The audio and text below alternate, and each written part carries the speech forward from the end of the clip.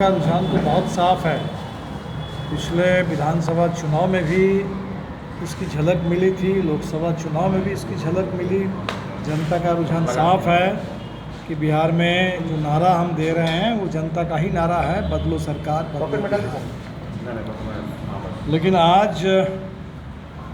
जनता के इस रुझान से थोड़ा आगे आ जाइए। सरकार में घबराहट है और आज 25 जून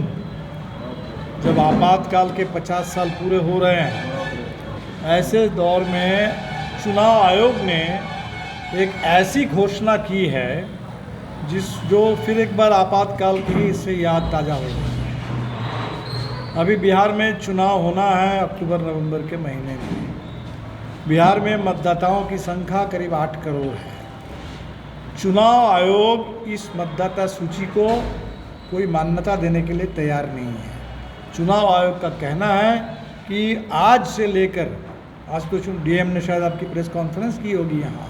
तो आज तो प्रेस कॉन्फ्रेंसेस हो रहे हैं, लेकिन चुनाव आयोग के सर्कुलर में देखिए कि आज से अभियान शुरू, प्रेस कॉन्फ्रेंस भी अभियान का ही हिस्सा है।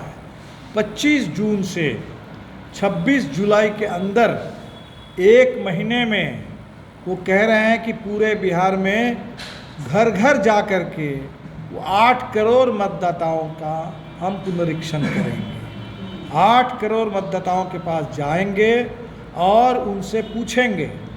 कि अगर 2003 के मतदाता सूची में उनका नाम रहा होगा तब वो उनको बताना पड़ेगा कि उस सूची में कहाँ नाम था, और अगर 2003 के बाद जिन मतदाताओं के नाम चढ़े हैं उन मतदाताओं को साबित करना पड़ेगा कि वो भारत में पैदा हुए थे और उनके पास जन्म का प्रमाण पत्र हो, कोई और घर का हो, मकान का हो, नौकरी का हो, स्कूल का हो। और 2004 के बाद वालों के लिए सिर्फ अपना जन्म पत्र दिखाने से भी काम नहीं चलेगा, वो भी दिखाना पड़ेगा कि बाप माँ भी इसी देश के हैं। आप समझ लीजिए कि ये जैसा असम में एनआरसी हुआ था, तो अभी मतदाता सूची के विशेष पुनरीक्षण के नाम पर स्पेशल इंटेंसिव रिवीजन SIR, तो ये SIR एनआरसी जैसा ही है बिहार के लिए, और बिहार से इसकी शुरुआत होगी जब पूरे देश के लिए मॉडल बनेगा। तो असम में सुप्रीम कोर्ट के निर्देशन में, देख रेख में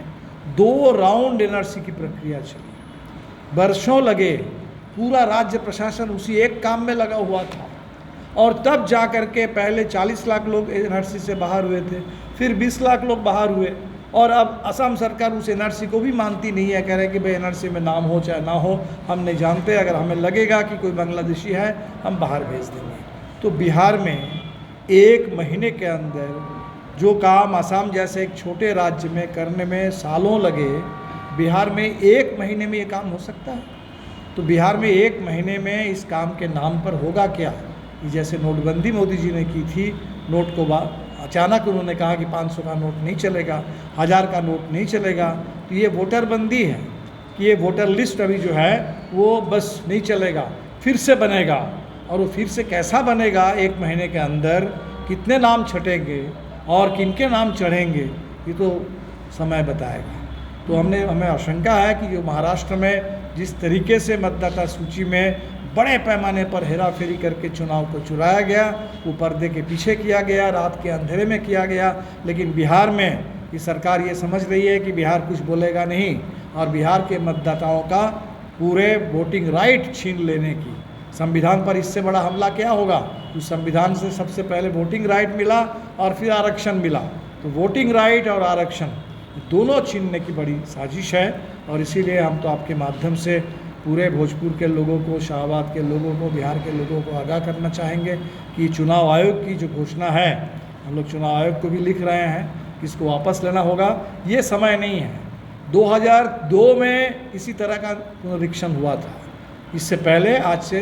23 साल पहले। तो 2002 को याद करिए, 2002 कोई चुनाव का वर्ष नहीं था, ना देश में चुनाव था ना बिहार में चुनाव था, लेकिन आज जब चुनाव बिल्कुल सामने है, अक्टूबर में हमको चुनाव कराना है, अभी चुनाव की तैयारी चल रही है, ये समय है कि इस समय हम स्पेशल इंटेंसिव रिवीजन करेंगे और पूरे टोटल मतदाता सूची बूथ की सूची पूरी तरह से अफरा तफरी मचेगी बिहार में। और जो भूमि सर्वे के नाम पर हुआ